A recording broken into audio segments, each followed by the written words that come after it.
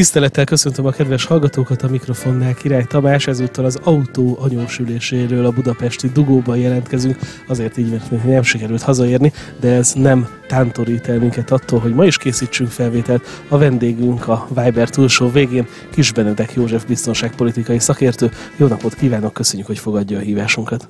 Jó napot kívánok, tisztelettel köszöntöm a kedves hallgatókat. Aktuális geopolitikai kérdésekről lesz szó, és kezdjük is rögtön az orosz-ukrán háborúval, mert hogy ugye azt hallani, hogy azért némi csataza is érezhető a fronton, miközben a hátországban meg a legnagyobb kérdés most az, hogy vajon mennyire van még belpolitikai egység, és ez hogy hat az orosz-ukrán háborúra. Mi a helyzet most? Hát az igazság az, hogy a fronton nem lehet azt mondani, hogy álló háborúban. Vannak itt egyes emberek, akik azt mondják, hogy álló háború beszélünk. Hát itt legfeljebb padhelyzetről beszélhetünk, mert egyik oldalról sem vonultatnak fel akkora erőt, amivel érdemleges győzelmet lehetne elérni, és hát tulajdonképpen azt lehet tapasztalni mostanában, hogy egymással szembe mennek, mind a kettő támad, mind a kettő védekezik, és gyakorlatilag azt lehet látni, hogy kioltják egymást. Na, ez van a fronton. Egyébként meg hideg, ami miatt azért az előre mozgás az meglehetősen nehéz, tehát ilyenkor a védők talán jobb helyzetben vannak, bár a hideg azért őket is érinti.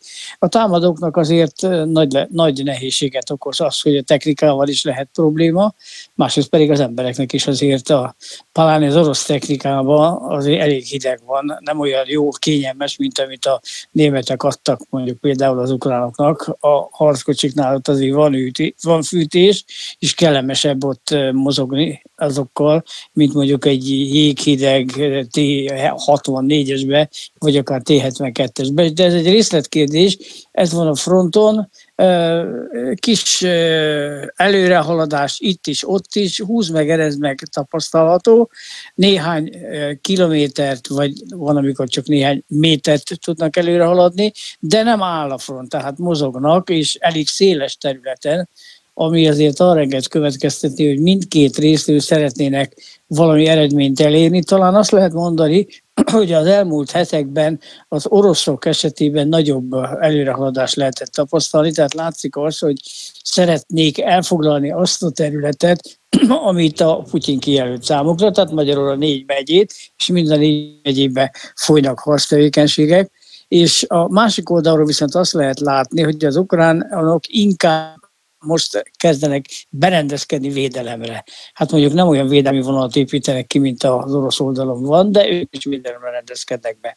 Emellett tapasztaljuk azt, hogy Ukrajna különböző részein elsősorban drónokkal, ritkábban rakétákkal támadásokat indítanak, infrastruktúra ellen, hát igyekeznek a lakosság életét megnyomorítani, és hát időnként azt is tapasztaljuk, hogy a főváros ellen is egy-két rakétát indítanak. Nem mondható az, hogy nagy támadások vannak, de éreztetik az emberekkel azt, hogy tulajdonképpen háború van. Én úgy látom, hogy a téli időszakban ez fog folytatódni, ezen kívül pedig azért azt lehet nagyon érzékelni, és ennek már nagyon markás jelei vannak, amiket pedzegetnek itt, hogy a katonai vezetés, illetve a polgári vezetés között van egy meglehetősen nagy ellentmondás. Tudnék, a katonai vezetés szeretné azt, hogyha nem történne nagyobb előrehaladás. Tehát most egy kicsit kivárnák azt, hogy jobb idő legyen, meg emellett beérkezzenek a haditechnikai eszközök, de a legnagyobb probléma nem ez, a legnagyobb probléma az, hogy kevés az ember. Tehát amikor már gyakorlatilag katonai szolgálatra alkalmatlan embereket is besoroznak, akkor abból azt lehet látni, hogy súlyos gondok vannak az emberi utánpótlás területén. Nem mondható ezzel a másik oldalon, hiszen az oroszoknak azért bőven van emberi erőforrás tartalékok, és tudnak behívni embereket, sőt, azt hallottam, hogy a Putyinnak van egy olyan elgondolása, hogy most egy újabb 170 000 embert hívnak be.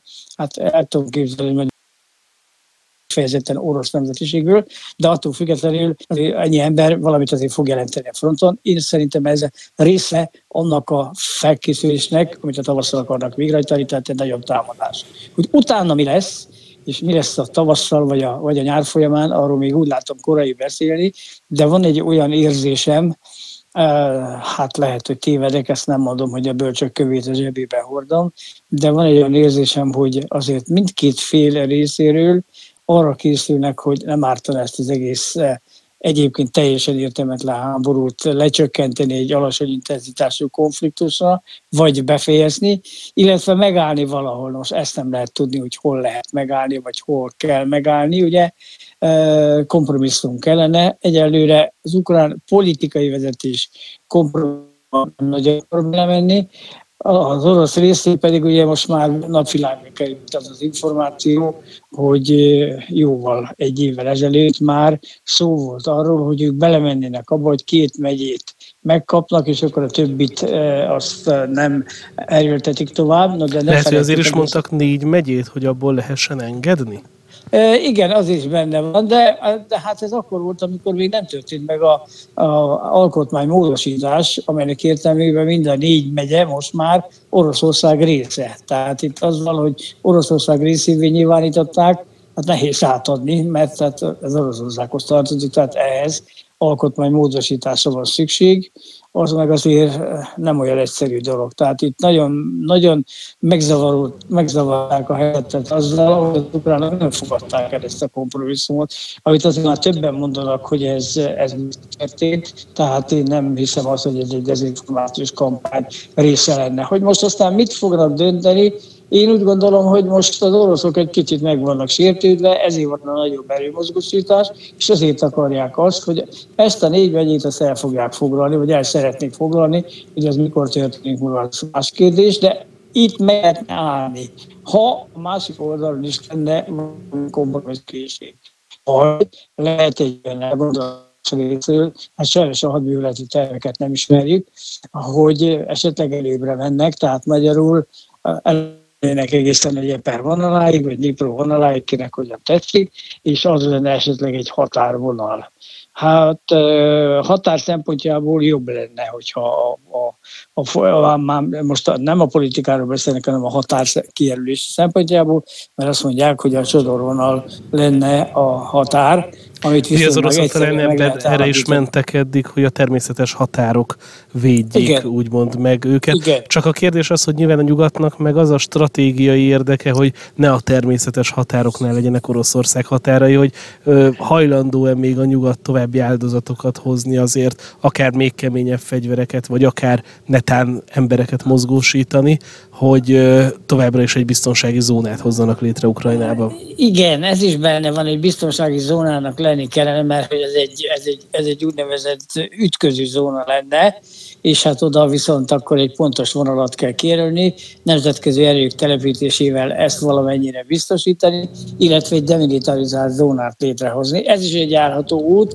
de én úgy látom, hogy a nyugat részéről is van olyan elgondolás, hogy most már elegük van abból, hogy újabb fegyvereket kell adni, mert ugye a régi fegyvereket már kiszórták, tehát ezekből már nem nagyon van, hát az újakat meg nem nagyon akarják odaadni. Tehát nyilván a hadseregek készletéből nem adnak. A termelés folyik, lőszerek vonatkozásában nincs probléma, tehát azokat tudják, de olyan óriási nagy szándékot nem látok a nyugat részéről, arra vonatkozóan, hogy újabb szállítmányokat akarnak küldeni. Hát nyilván különbség van a haditechnikai eszközök minősége között, mert egy jobb minőségű eszközből kevesebb kell. Akkor hát folytatódik a minőségi harc orosz részéről az ukrán terület, hogy elég ilyen betámadnak, illetve hát vagy drónokat alkalmaznak, utóbbi időben inkább drónokat használnak, és kevésbé rakétákat, mert rakétaindítás az picivel többe kerül, mint a drónok indítása, és most már van nekik saját dróngyáruk, úgyhogy az orosz stratégia megváltozott abból a szempontból, hogy a tömeges tüzérségi csapásokról áttérnek a drónok alkalmazására. Jobb és komoly veszteségeket lehet ezekkel is okozni. Eközben az Izvestje orosz lap magasrangú forrásra hivatkozva azt írja, hogy Oroszország készen áll a béketárgyalások megkezdésére Ukrajnával, sőt azt is megjegyzik, hogy korábban a magyar kormány is helyszínt ajánlott az egyeztésekre, és akár ebből azt a következtetést vonhatják le, hogy Budapesten is lehetnek béketárgyalások. Az is megjegyzi a lap, hogy ezt a felajánlást az oroszok nem felejtették el, és az orosz külügyminisztérium pedig azt hangsúlyozza, hogy egyelőre úgy látják, Ukrajna Ukrajna és nyugati szövetségesei nem hajlandók tárgyaló asztalhoz ülni. Elképzelhető, hogy a háttérben viszont már zajlik annak az erőkészítése, hogy mégiscsak hivatalosan is tárgyaljanak egymással, hiszen feltételezhetjük, hogy nem hivatalosan, meg amúgy is tárgyalnak.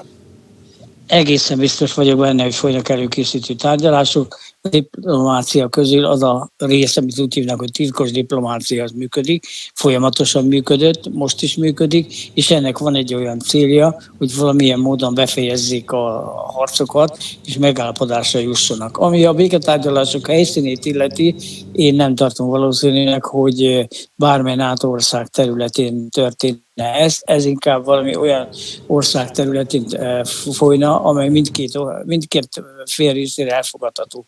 Hát Magyarországot eleve mondjuk ukrán szempontból nem tartom alkalmasnak arra, hogy Magyarországot ezt elfogadják. Max annyi előnye van, hogy közel van. Hát közel van, de ugyanúgy el lehet menni Törökországba is, tehát nem okoz ez a nagy problémát, vagy van még ott egy pár ország, ahol el lehet menni, de szerintem általában NATO ország. De Törökország is NATO ország. Törökországnak más a viszonya. Igaz, hogy NATO ország, Törökországra másképp tekintenek.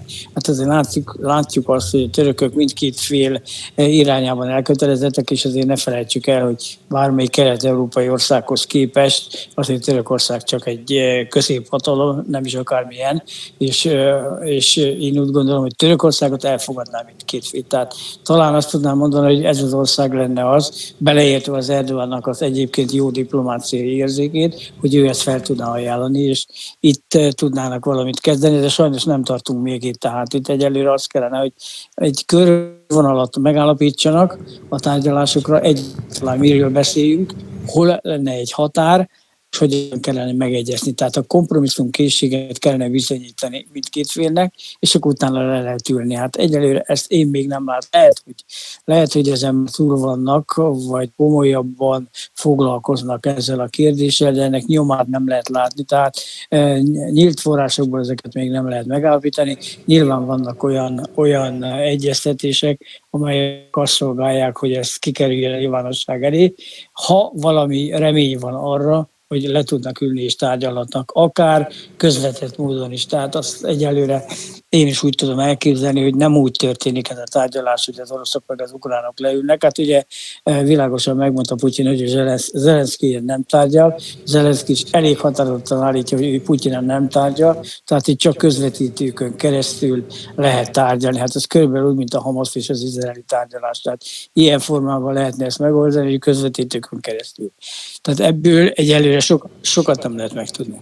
Na, majd beszélünk a Hamasz és Izraelről is, de előtte még egy kérdés Ukrajnához, hogy úgy tűnik, mintha valami olyan gondolat körvonalazódna most az Európai Uniós vezetők fejében, hogy Ukrajna kapjon Európai Uniós tagságot, vagy legalábbis valami fajta iránymutatás, hogy mikor csatlakozhat az Európai Unióhoz, úgymond fájdalomdíjként. Ezt nem mondják ki, de kicsit mégiscsak ez az üzenete. Ugye most úgy tűnik, hogy Orbán Viktor újabb levelet ír az Európai Unió vezetőinek, most például Emmanuel Macron Párizsba hívta Orbán Viktort, hogy meggyőzze Ukrajna EU csatlakozásáról. Kérdezném először is öntől, hogy elképzelhető-e, hogy az a forgatókönyv, hogy a területet a békéért elvet felváltja az Európai Uniós tagságot a területért és a békéért kérdés, illetve hogy ebben a helyzetben Ukrajna tényleg lehet-e belátható időn belül az Európai Unió tagja? Én úgy látom, hogy ez nem felel meg a valóságnak. Itt Európai Uniós tagságról nem volt szó eddig se. Arról volt szó, hogy meghívást kap arra, hogy elkezdjék a tárgyalásokat.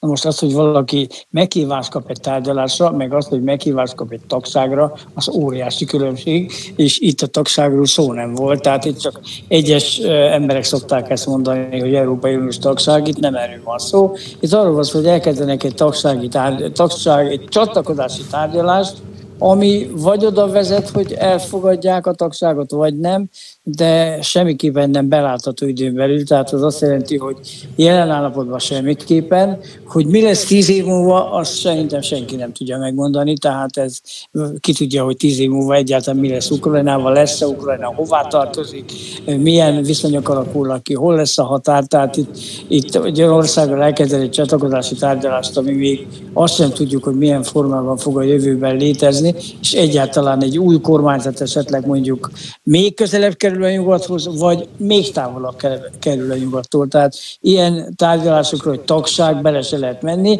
lehet adni egy olyan biztatást, hogy elkezdjük egy tagsági tárgyalást abból a szempontból, ami a koppenhágai kritériumokban le van írva. Tehát ezeket végig kell menni, na most lehethatott sokáig. Hát nézzük meg Törökország helyzetét, aki már eljutott arra a helyzetbe, hogy ő nem is akar Európai Uniós tag lenni, tehát ő neki már bármit mondhatnak őket ez nem érdekli, úgyhogy ez már Törökországban abszolút nem téma. Na most senki nem tudja megmondani, hogy hogyan lesz ez Ukrajna vonatkozásában. Én ezt úgy látom, hogy Ukrajna tagsága az semmiképpen nem aktuális jelenleg, és a belátható időn belül még a háború utáni helyzet nem normalizálódik, tehát nem a háborúnak vége, nem normalizálódik a helyzet, és nincs békekötés a szomszédokkal, addig ez nem aktuális.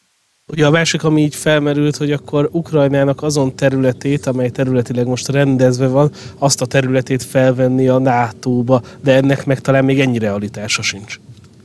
Szerintem egyáltalán nincs. Egyébként azt elmondanám, hogy a NATO csatlakozás könnyebben megy. Nézzük vissza a többi ország esetében, a NATO-ban hamarabb fölvették, na de hát egy háborúban álló országot a NATO-ból se vesznek fel. Hát ezt minden országnak meg kell szavaznia, és hát nem hiszem azt, hogy a NATO országok közül 31 ország azt mondaná, hogy oké, rendben van, legyen NATO tag, mert ettől kezdve csak gondoljunk az ütöttük cikkere, már is belekeveredett a háborúba. Tehát ennek nincs reális alapja, ez ilyen média csemege, amin el lehet beszélgetni, de ennek komolyabb realitása nincsen. Az más kérdés, hogy egy partnerségi kapcsolatot létre lehet hozni, sőt létre is hozták már. Hát meg az a háború alatt talán olyan is, nem? Persze, hát ebben vannak egyeztetések, de ez nem tagság. Ez egy más dolog. Attól függetlenül, hát annyi támogatást kap Ukrajna már, hogy ez egyszerűen talán több, mint bármelyik NATO ország kapott az alatt az idő alatt, míg a csatlakozási tárgyalások folytak. Tehát itt a békepartnerség az természetesen működik, és a békepartnerségen belül sok mindent meg lehet tenni, akár a fegyverek szállítása, vagy a haderő NATO kompatibilitása, biztosítása területén, és ezen elég sokat tettek, mondjuk Ukrajnával, azt el kell ismerni. Itt a probléma a politika, a probléma a háború, és hát még egy nagy kérdés, amiről nem is beszélünk úgy egyáltalán, legalábbis itt nálunk keveset, Putyin erről beszél, hogy Ukrajna nem lehet soha NATO tag. Hát ezért kezdődött a háború. Akkor most ezt valósítjuk meg. Tehát ez így nem működik. Ugye az a nagy kérdés, hogy mondjuk Putyinnál a fejében mi van, hogy ő teljesen el akarja törölni vajon Ukrajnát, vagy akar Putyin valami fajta Ukrajnát, mert azért sokan azt mondják, hogy Putyin nem azt vitatja, hogy Ukrajna az valahol létezzen, inkább csak az, hogy legyen egyfajta biztonsági pufferzóna mondjuk Oroszország határai és úgymond a NATO tag Ukrajna között, és akkor ez lenne a Donbass. Az utóbbi változata helyes. Putyin azt akarja, hogy legyen egy olyan Ukrajna, amely jó viszonyban van Oroszországgal, és nem jelent Oroszország számára veszélyt. Na most, hogyha Ukrajna NATO tag lesz, akkor az Oroszország számára egyértelmű, és nem is akármilyen veszélyt jelent. Tehát ezt Putyin semmi színen nem fogadja el. Tehát itt azon kívül elkezdünk beszélgetni arról, hogy miért nem felel meg Ukrajna a NATO tagságnak, arról is kell beszélni, hogy mit szól a szomszéd hozzá. Na most teljesen világos és egyértelmű az orosz álláspont ezzel kapcsolatban. Sem Ukrajna, sem Georgia, sem Moldova nem lehet a NATO tagja, ezt Putyin nagyon sokszor elmondta, és ez nála a vörös vonalat jelenti. Tehát itt azért ennek a témának két oldala van, és nem szabad kihagyni a vizsgálatból. És akkor most térjünk át Izraelre, ahol ugye látjuk, hogy egy pár napos tűzszünetet követően kiújultak a harcok. Most az a legfrissebb hír, hogy Katar felszólította a nemzetközi közvéleményt szervezetet, hogy ültessék vissza a tárgyalóasztalhoz Izraelt. Mennyire van annak realitása, hogy Izrael akár még újra tárgyal, vagy mi történik most egyáltalán, és mi a tétje a mostani harcoknak? Ami most történik, az, hogy folytatják egy kicsit magasabb szinten, nagyobb intenzitással a harctevékenységet az izraeliek, ráadásul most már a déli irányt is támadják. Továbbra is prioritásként kezelik a túlszok kiszabadítását, amire komolyabb és végrehajthatóbb elképzelés nincsen. Ha a déli területet meg akarják tisztítani a Hamasztól, ami szerintem lehetetlen, de mert itt a keveredés a polgári lakosság és a Hamas tagjai között az tökéletes. Fölmerült egy olyan kérdés most, hogy az amerikaiak a Negev sivatagban létesítenének egy területet, ahová a ott lévő, tehát a déli részen lévő lakosság átmenne, vagy átszállítanák őket, és ezt a tábort, ezt az amerikaiak, menekültábor lenne ez, az amerikaiak működtetnék, addig a déli területet megtisztítanák, illetve hát feltárnák azokat a alagutakat, amelyek ott találhatók, bőven van még egyébként véleményem szerint. Hát itt is a feltárást illetően lehet látni, hogy rendkívül óvatosan próbál az izraeli hadsereg előre nyomulni, nem mennek be az alagutakba, hát nem tudják azt, hogy mi vár rájuk, tehát vagy robotokat küldenek, vagy kutyákkal próbálják a területet felderíteni, illetve betemetik a lejáratokat. Tehát ez is fölmerült. És van egy újabb, ami viszont környezetvédelmi szempontból rendkívül problematikus, az az, hogy néhány alagutat el akarnak árasztani tengervízzel. Tehát oda átpumpálják a tengervizet. Hát ennek következtében azért nagyon komoly természeti károsodás lehet, mert ugye a terület művelhetetlen lesz. Ezt már próbálták korábban, tehát azoknál az alagutaknál, amely a gázai övezetből átment Egyiptomba, oda a tengervizet nyomtak be. Hát attól kezdve a területen mezőgazdasági művelés nem lehetett végezni, mert elsósosodik, elszikesedik a terület, tehát mezőgazdasági művelésre alkalmatlanná válik. Ja, erre mondhatnánk, hogy hát tetszettek volna termőföldként használni a gázai földet, és nem alagútként.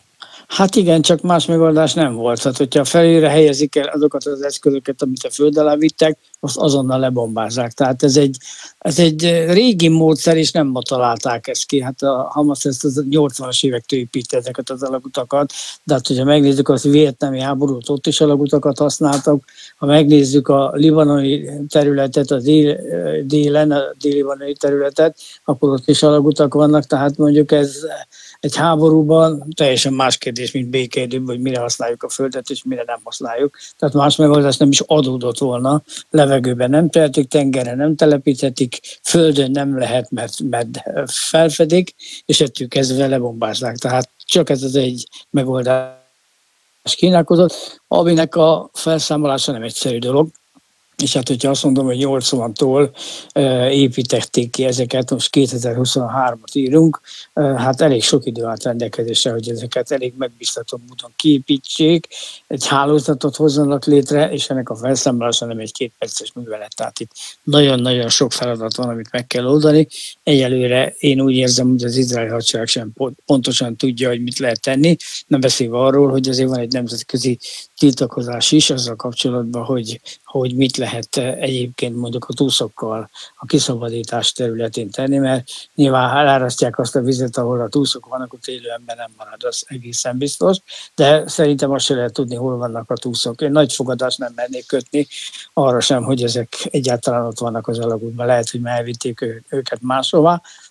Nagyon érdekes volt, hogy most a Hamas úgy nyilatkozott, hogy tudomásuk szerint náluk már nincsenek nők, vagy ha igen, akkor nem érik el azokat, akik őket fogva tartják. Ebből akár arra is lehet következtetni, hogy nem feltétlenül a Hamas hivatalos terroristái, hanem akár civilek vagy mások is rabolhattak el embereket? Hát a másik szervezet, tehát a palesztin iszlám dzsihádnak is vannak fogjai, és hát nem biztos, hogy azért mindenről tudnak. Tehát itt a két szervezet között nyilván van kooperáció, hát mind a kettő Irán irányítása alatt működik, de hát nyilván Irán sem tud mindent megtenni, amit ő szeretne, és hát itt a két szervezet között is van bizonyos rivalizálás, mert a gázai övezet irányítása az a Hamas feladata. Tehát az iszlám dzsihád az egy abszolút terrorszervezet, szélsőséges változatban, tehát ahhoz képest a Hamas emberek, finomúri emberek, amilyen a palesztin iszlám dzsihád. Most, ha azt mondja ő, hogy a másik szervezet is tart fogva néhány embert, akkor ez nagyon közel járhat az igazsághoz. Én nem tartanám kizártnak azt, hogy esetleg elvitték onnan valahova máshová. Ezt nem lehet tudni, ezt majd akkor tudjuk meg, mikor lesznek a cserék, vagy egy pár embert elvittek volna a gázai övezeten kívülre, arra az esetre, hogyha majd jön az alkú, akkor lehessen tárgyalni, hogy akkor én adok egy embert, te meg a 150-et. És ez lesz majd egy nagyon nehéz szakasz. Hát most nyilván Hamas is megszabadult azoktól az emberektől, akik problémát jelentenek. Hát egy 4 éves gyerekkel sokat nem tudnak kezdeni, vagy a nőkkel se sokat nem lehet kezdeni ezen a területen, és hát ezeket nyilván az öregekkel együtt próbálják visszaadni a feladónak, tehát menjenek vissza oda, ahonnan jöttek, és mondjuk ez egy pozitív gesztusként fogható föl, de tulajdonképpen az igazi túsz csere az majd a későbbiek folyamán következik be, de a kérdés az, hogy meg tudják-e egyáltalán találni ezeket az izraeliek, vagy olyan biztonságos helyre tették, ahol azért nem lesz egyszerű megtalálni. Nyilván, ha van eszük, már pedig ne tételezzük fel ezt, hogy nincs eszük, akkor olyan helyen tartják őket, ahol biztosítva van az élet számukra, és biztosítva van az, hogy majd a csere során legyen egy alkú. Hogy egyáltalán ez az egész háború, ez mennyire szól a túszokról, vagy mennyire szól Izrael biztonságáról, vagy egyáltalán miről szól most ez a háború? Szerintem mind a kettőről szól. Izrael biztonságához hozzátartozik a túszok kiengedése, mert most már azt lehet tapasztalni, hogy Izraelben nem hogy tiltakozás van, hanem egy politikai mozgalom alakult ki, hogy engedjék, de hozzátok haza a családtagjainkat. Tehát ez már nem olyan kérdés, hogy jó lenne ezeket most már kiengedni, hanem itt nagyon kemény követelések vannak, és sok-sok ember megy az utcára, ami a politikai vezetés számára rendkívül kényes és kellemetlen, és nem tudják megoldani ezt a kérdést. Tehát emiatt egy nagyon komoly belpolitikai feszültség érzékelhető Izraelbe, és hát ez mondjuk nem kifejezetten jó a kormánynak. Tehát én azt mondom, hogy a biztonság és meg a túszok. Hát szóval amikor valakinek a hozzátartozói ilyen helyzetben vannak, azt se tudják, hogy élnek, halnak, mi van a halottakkal, hol vannak, mit csinálnak a többiek. Itt azért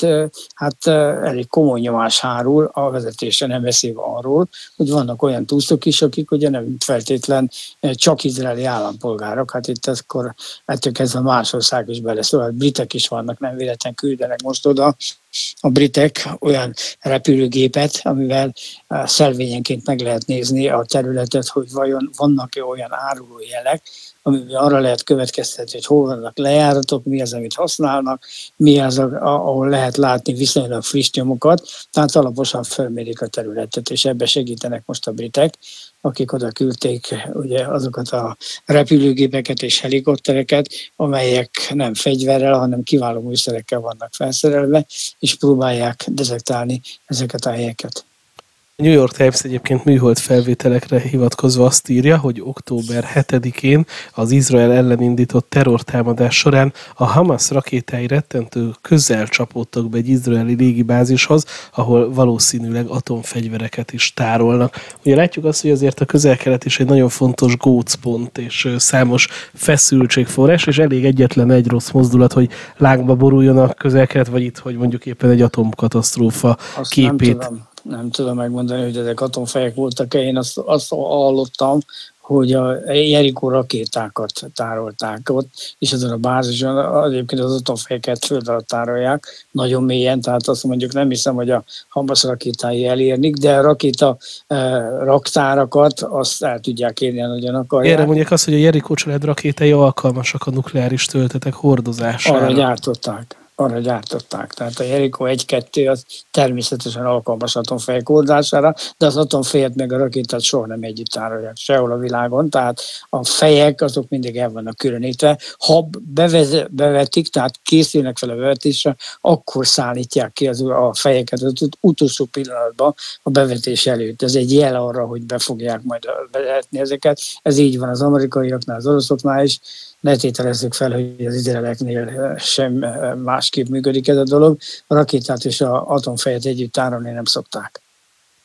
És akkor felmerül a kérdés, hogy Gázában mi lesz és hogyan tovább, mert ugye a CNN által geolokalizált videó szerint most például az izraeli szárazföldi erők a gázai övezet déli részén tevékenykednek. Legalább egy izraeli harckocsi akcióban van a CNN felvételei szerint, és ez az első nyilvános jele annak, hogy az izraeli védelmi erők, azaz az IDF hadműveletet hajt végre Vádi Gázától délre az Izrael és a Hamas között zajló zajló háborúban.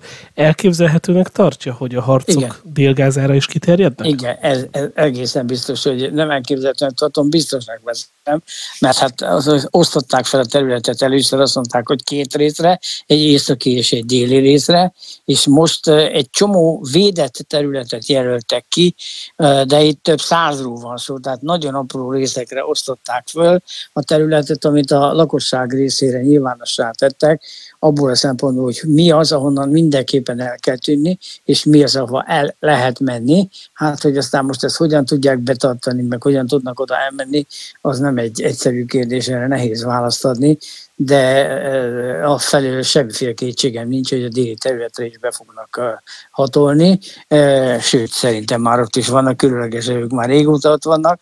A probléma nem ez, a probléma az, hogy a hamaszosok azok együtt elmentek a polgári lakossággal. Na most ezek közül szétválasztani, hogy ki hova tartozik, az lehetetlen. Tehát ezek olyan dolgok, hogyha átviszik a lakosságot, esetleg amerikai segítséggel a lelkes hivatal kijelölt részére, amit most újabban említgetnek, hát az is időt jelent természetesen, meg hát ez egy komoly logisztikai feladat, mert a lelkes hivatalban kő van, meg homok. Na most ott nyilván lehet a homokba létrehozni olyan menekültábort, ahol az embereket el tudják helyezni, csak azért ne felejtsük el, hogy az emberek azok élőlények, tehát ott azért etetni kell őket, hitatni kell őket, tehát sok minden szükség van, és itt nem 20 emberről van szó, meg 200-ról, hanem majdnem 1 millióról, tehát ez nem egy egyszerű feladat, és nyilván időigényes, tehát ezt nem biztos, hogy az izraeli hadsereg meg tudja oldani. Ők próbálnak betámadni azokon a részeken, amiket ők úgy gondolnak, hogy ott még tudnak előre haladni, de ez szintén olyan kérdés, hogy itt a palesztin lakosság élete is veszélybe lehet, különösen mondjuk tüzérségi eszközökkel, vagy harckocsival támadnak, vagy uram, bocsánat, tenger felől, azért vannak ott jó néhány hajók, az izraeli haditengerészet rendelkezésre állnak, akik onnan tudnak a szárazföldre lövéseket kiváltani. Tehát itt megint a palesztin lakosságnak a helyzete romlik, és hát most már olyan 16 000 körül van a halottak száma eddig, tehát alig tudják most már eltemetni, azt a rengeteg ember, tehát borzalmas állapotok vannak most jelenleg a gázai övezetben. Egyébként sem volt egy nyugodt hely, de a mostani állapotok az most már szinte az elviselhetetlenség határán vannak. És még ezt elfelejtettem mondani, pedig lényeges kérdés, hogy most azzal, hogy a tárgyalások megszakadtak, a szállítmányok is megszakadtak, tehát nem engedik be az izraeliek a segélyszállítmányokat a gázai-övezetbe.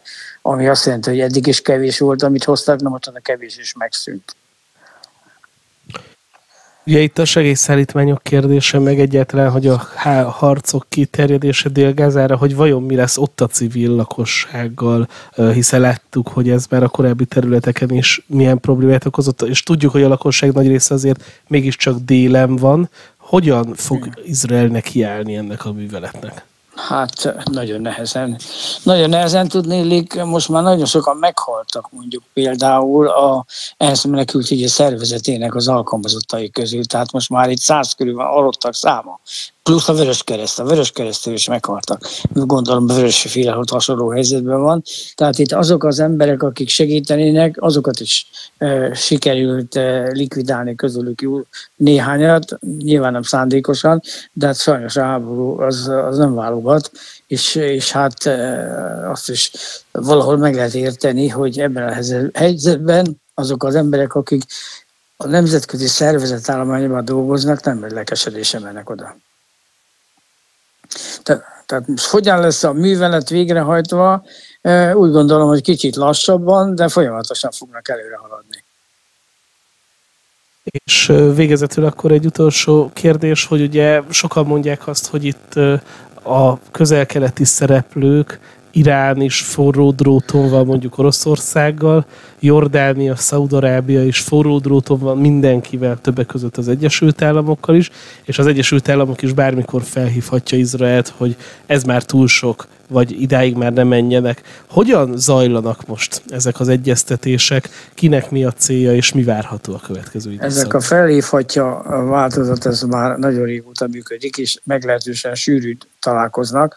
Meg kell nézni az amerikai külügyminiszter diplomáciai tevékenységét egyik országból a másikba megy, szinte nem is volt mostanában otthon az Egyesült Államokban, nem beszélve arról, hogy az Egyesült Államok érdekeit is veszély fenyegeti. Tehát ők azért mondják azt, hogy fogja vissza magát az izraeli hadsereg, mert az Egyesült Államok objektumait megtámadták most már Szíriába, megtámadták Irakba, Erbilben is van egy jó néhány amerikai, és ezek ellen támadásokat intéztek. Nyilván az amerikai adminisztrációnak kutyakötelessége a saját állampolgárainak és a saját katonáinak védelme. Na most emögött a támadások mögött ugye ott van természetesen Irán, és hát lehet látni, hogy ugye a huszik részéről is Szanából néhány rakétát már indítottak, tehát azt lehet tapasztalni, hogy picit, nagyon óvatosan mondom ezt, de picit ilyen regionális konfliktus formájában ez az egész szépen